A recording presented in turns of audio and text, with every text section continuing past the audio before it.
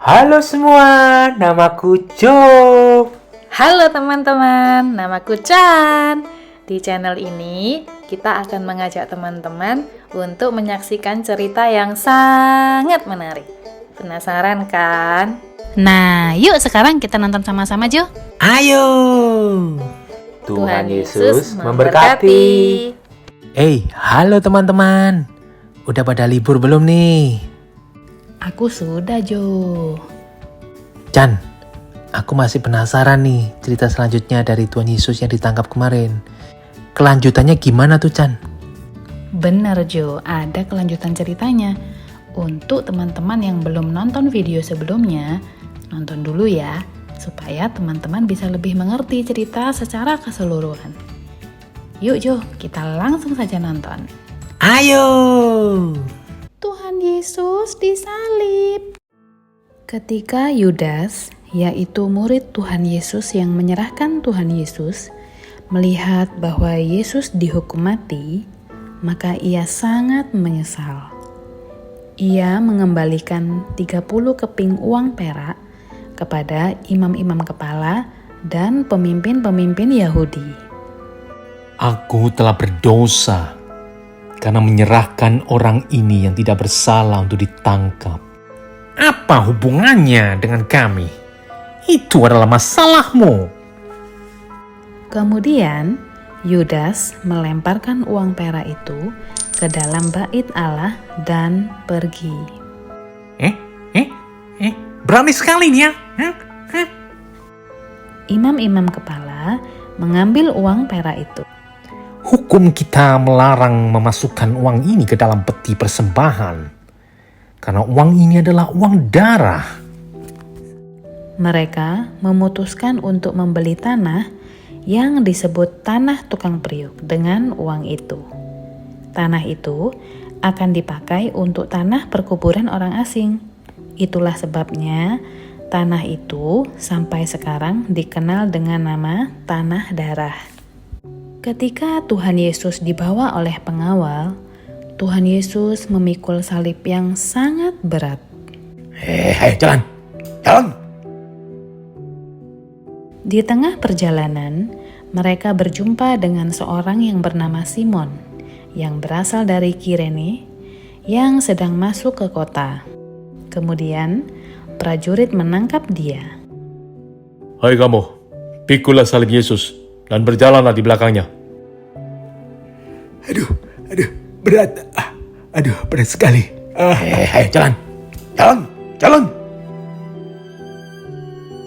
Banyak orang turut berjalan di belakang Tuhan Yesus. Di antaranya ada juga beberapa wanita. Wanita-wanita itu menangisi dan meratapi Tuhan Yesus. Wanita-wanita Yerusalem, janganlah menangisi aku. Tangisilah dirimu sendiri dan anak-anakmu.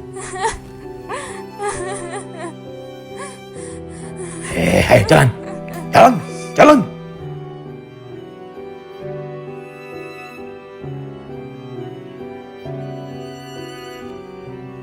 Ketika sampai di tempat yang disebut Bukit Tengkorak, mereka menyalibkan Tuhan Yesus. Pada kayu salib Tuhan Yesus, Pilatus menyuruh prajurit untuk memasang sebuah tulisan. Tulislah tulisan ini. Yesus dari Nazaret, Raja orang Yahudi. Baik, Tuan. Mereka juga menyalibkan 2 perampok bersama Tuhan Yesus, satu di sebelah kanan dan satu di sebelah kirinya. Kemudian Tuhan Yesus berdoa, Bapa, ampunilah mereka. Mereka tidak tahu apa yang mereka buat. Setelah prajurit-prajurit itu menyalibkan Tuhan Yesus, mereka mengambil pakaiannya. Jangan kita potong-potong jubah ini. Mari kita membangundi untuk menentukan siapa yang boleh mendapatkannya. Pemimpin-pemimpin Yahudi mengejek Tuhan Yesus. Ia sudah menyelamatkan orang lain. Cobalah sekarang ia menyelamatkan dirinya sendiri. Kalau ia benar-benar raja penyelamat yang dipilih Allah.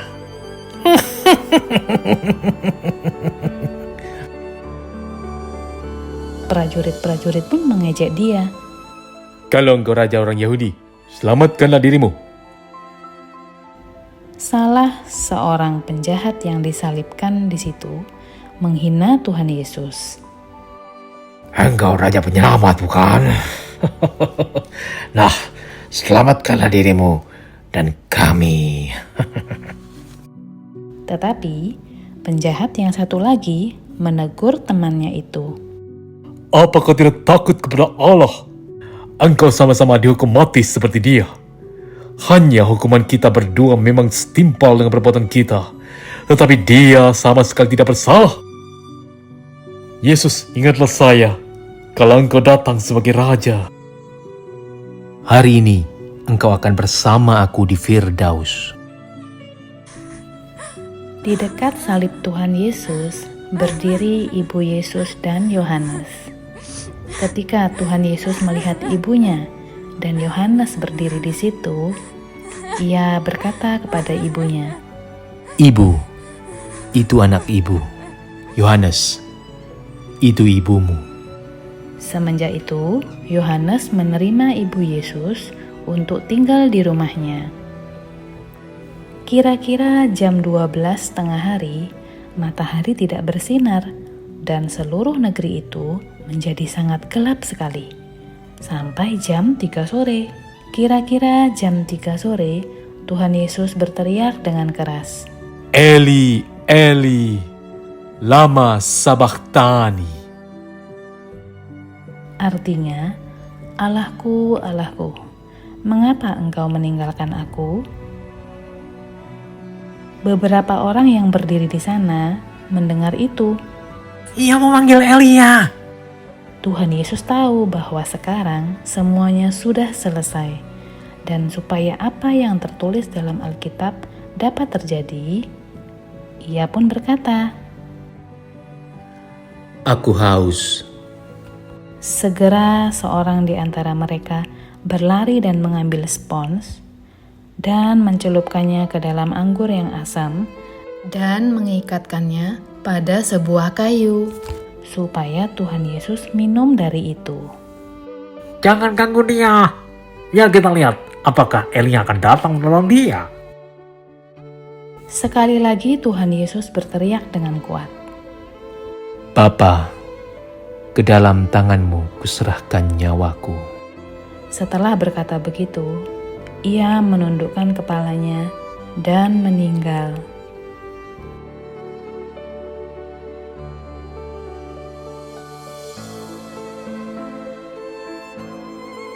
Seketika itu juga, gorden dalam bait Allah sobek dari atas ke bawah dan menjadi dua bagian.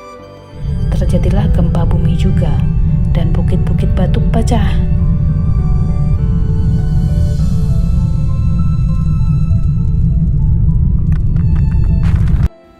Ketika perwira pasukan melihat apa yang sudah terjadi, ia memuji Allah. Sungguh dia tidak bersalah.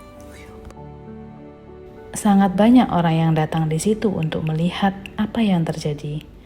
Mereka semua pulang dengan hati yang sangat menyesal. Dan semua kenalan Yesus, termasuk wanita-wanita yang mengikuti dia dari Galilea, berdiri dari jauh dan melihat semuanya itu. Hari sudah mulai gelap dan hari itu adalah hari persiapan, yaitu hari sebelum hari Sabat. Malam itu, datang seorang yang kaya bernama Yusuf yang berasal dari kota Arimatea di negeri Yudea. Yusuf adalah pengikut Tuhan Yesus, tapi secara sembunyi-sembunyi, sebab ia takut kepada para penguasa Yahudi. Ia adalah seorang anggota Mahkamah Agama yang baik yang dihormati orang. Kemudian Yusuf meminta izin kepada Pilatus. Tuan, bolehkah saya meminta jenazah Yesus? Pilatus heran mendengar bahwa Tuhan Yesus sudah meninggal. Jadi, ia memanggil seorang perwira Romawi yang bertugas pada saat itu. Apakah benar Yesus sudah meninggal? Ya, benar. Yesus telah meninggal, Tuan. Sesudah Pilatus mendengar dari perwira itu, ia memperbolehkan Yusuf untuk mengambil mayat Tuhan Yesus. Terima kasih Tuan. Kemudian Yusuf pergi mengambil jenazah Tuhan Yesus. Nikodemus yang dulu pernah datang kepada Tuhan Yesus pada waktu malam, pergi juga bersama Yusuf. Nikodemus membawa ramuan mur dan gaharu. Izinkan aku ikut bersamamu. Baiklah. Kedua orang itu menurunkan jenazah Tuhan Yesus dari kayu salib, mengambil jenazah Yesus, lalu membungkusnya dengan kain kafan dari linen, dengan ramuan wangi menurut adat penguburan orang Yahudi. Di tempat Tuhan Yesus disalibkan, ada sebuah taman. Di dalam taman itu ada sebuah kuburan baru yang belum pernah dipakai untuk penguburan orang. Karena kuburan itu dekat dan hari Sabat hampir mulai, mereka menguburkan Tuhan Yesus di sana. Kemudian, mereka membaringkannya ke dalam kubur yang baru.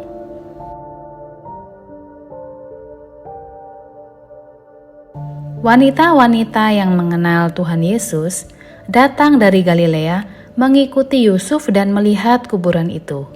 Mereka melihat juga bagaimana jenazah Yesus diletakkan di dalam kubur. Kemudian, Yusuf menggulingkan batu yang besar untuk menutup pintu kubur itu, lalu pergi. Maria Magdalena dan Maria yang lain duduk dekat kubur itu. Kemudian, mereka pulang, lalu menyiapkan ramuan-ramuan dan minyak wangi untuk meminyaki jenazah Yesus. Hari itu adalah hari persiapan untuk hari Sabat. Pada hari Sabat, imam-imam kepala dan orang-orang Farisi pergi menghadap Pilatus. Tuan, kami ingat ketika Yesus itu masih hidup. Ia berkata, setelah 3 hari aku akan bangkit.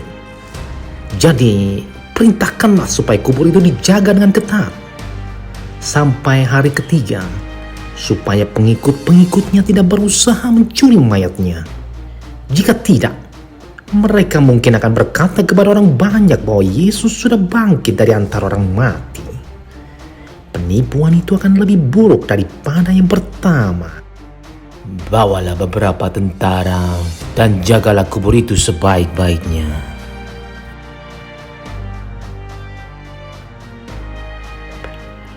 Jadi, mereka pergi ke kubur dan menempelkan segel resmi pada batu penutup jalan masuk ke kubur itu. Dan mereka menempatkan beberapa orang penjaga di situ.